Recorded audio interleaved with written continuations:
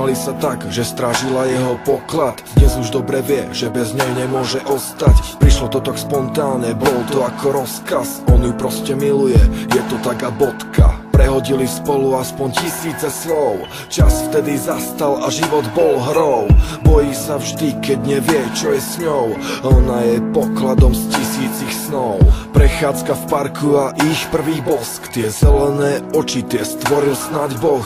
A od tohto momentu spája tých dvoch. Okrem novej nádeje aj spoločný krok. Dá ti aj nebo, nech ostaneš pri ňom. Vie, že to nechceš, no dá ti aj život. Preňho si všetkým, preňho si nádej. Preňho si tá, s ktorou túži ísť ďalej. Si poklad, ktorý nevezme mi nik. Ja dýcham len, keď dýchaš ty. Chvíle s tebou nezabudnem na tie dni. A ak to budeš chcieť, zmením aj celý svet.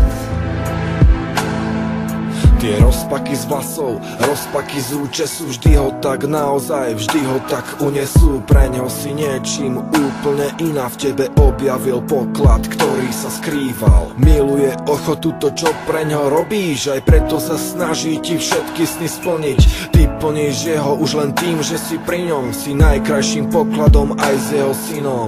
Ďakuje za všetky chvíle tam s tebou, keď v objati prechádzky pod modrým nebom písali príbeh, ktorý sa neskončí. Za všetky poklady ty si ten najväčší. Niekto hľadá roky, niekomu stačí chvíľa. Niekto nikdy nezistí, kde sa ona skrýva. Niekto len túži, no nevie ako na to.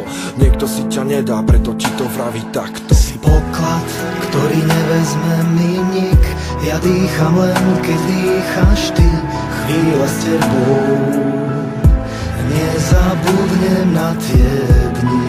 A ak to budeš chcieť, zmením aj celý